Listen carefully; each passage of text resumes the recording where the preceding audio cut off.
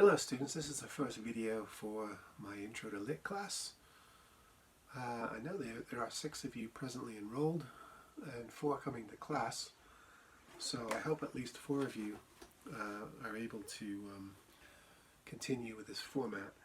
So today I'm going to be talking about the material that we would have covered last Tuesday, and that is to look at poetry as a situation, as a happening. As a narrative condition, perhaps. The when, where, why story of the poem. What's it doing? What's the point of the poem? What's the poet trying to get across in the story?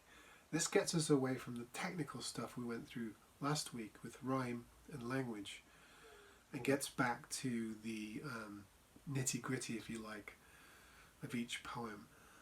So we'll talk really quickly about the first few poems. I don't have time to read them all, so I trust that you read them.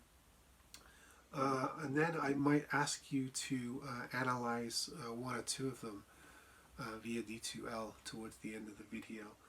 So the first poem on the list for today is a John Donne poem from the 17th century, a very difficult poet, known as a metaphysical poet. And you can tell in this particular poem there is metaphysics or metaphor going on, as the poem is called Flea, the Flea. And it seems to be that the flea is symbolic of something going on, and it's probably an uncomfortable symbol, not one that we would use today. I mean, I doubt whether you would write a poem to your love or loved one or lover where you're trying to show being bitten by a flea and the flea transferring blood from one to another is some sort of romantic metaphor. It's probably not something we do in this day and age, now that we know, unfortunately more than ever today, about how diseases are spread. It starts with mark but this flea and mark in this. Remember, the repetition of words as important. How little that which thou deniest me is. It sucked me first, and now sucks thee, and in this flea our 2 bloods mingled be. So we have this odd image of a flea biting a man who's writing a poem to his love. Then he bites her and their bloods mingle. The mingling of the lover's blood in the flea seems to be a emblem of something greater in the poem. It's not quite clear exactly what that is. Some people think it's a forbidden marriage, sex out of wedlock. Let me know what you think on that. The speaker of the poems tries to stop the woman or the person he's addressing from killing the flea, which to him is symbolizes killing their love. So she swats the flea and he upbraids her for it. It's a really strange poem, isn't it? It's very difficult as well. Also in the second line as well, there seems to be a reference of 3 in the poem, and this has of course divided opinions for 300 years on what that actually means. 3 sins in killing 3. So there is possibly the flea, the poet, and the woman he's addressing, or it could be the poet, the woman he's addressing, and a third presence, which could be a reference to a child on the way. So this could be another understated, sort of like the Hemingway story that we read, story or narrative about an unwanted pregnancy, a possible abortion. There are lots of different possibilities with this poem, and it's playfully dramatic. It's supposed to be sort of enigmatic or riddle-like,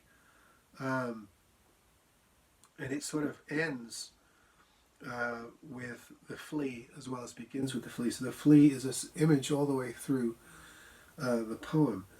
I'd be interested to hear what you think, or what you made of that. What do you think's going on in that particular poem?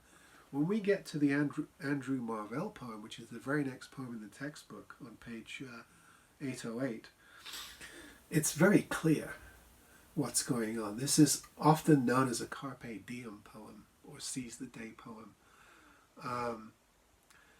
The art of persuasion, trying to get somebody to abandon all reserve and just live for the moment.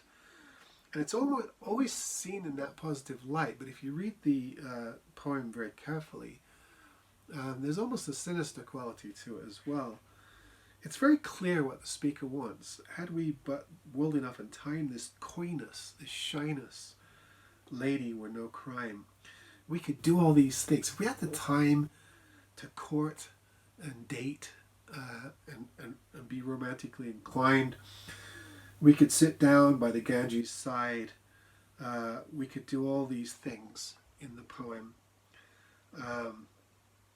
I would love you 10 years before the flood, and if you please refuse till the conversion of the Jews.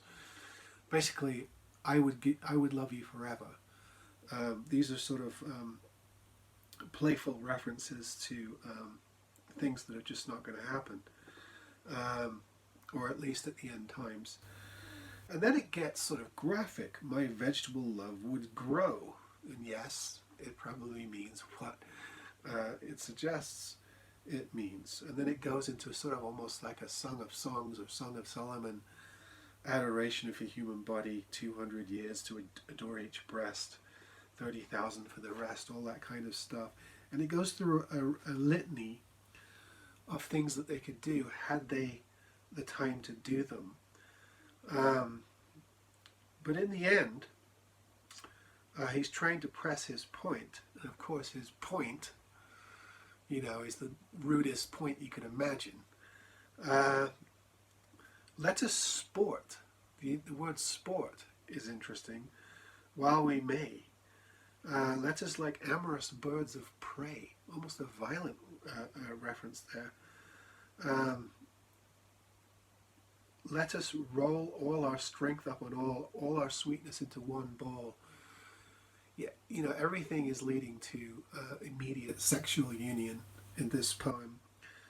But it's almost as I said, a violent tone, and tear our pleasures with rough strife through the iron gates of life.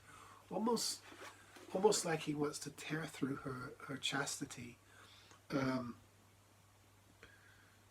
though we cannot make our sun stand still, yet we can make him run. So this is a person that is basically on a sexual conquest, and the poem is full of innuendo.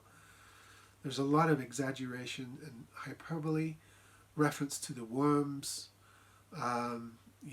phallic references all the way through. The idea of youth and aging and living while you can, while you have time. The only problem is, if the mistress yields to him, then she ruins herself. So what is the poet asking the lover to do in this poem? You tell me what you think. Moving on to Arnold in Dover Beach on 799. These poems are all fairly close in the book.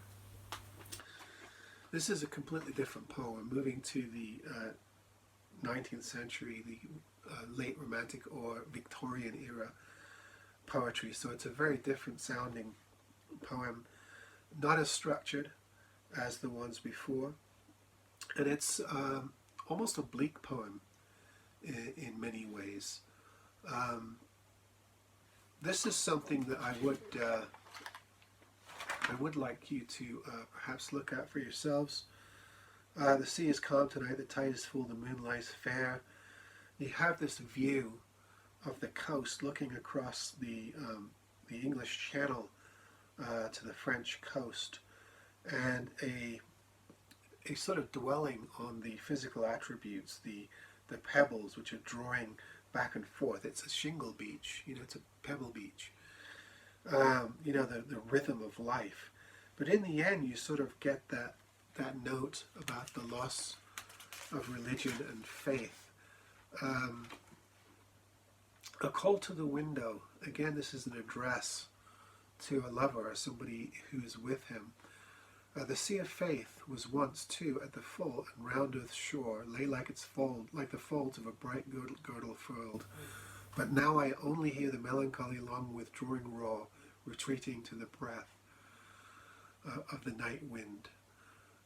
You know, you have this sort of loss of faith, loss of religion in this period. And then the final stanza, the call to be true to one another.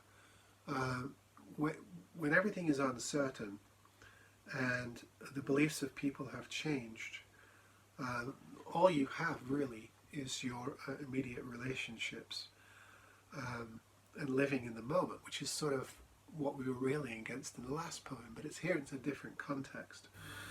So this is a difficult poem, a very meditational poem, if you like, a philosophical poem.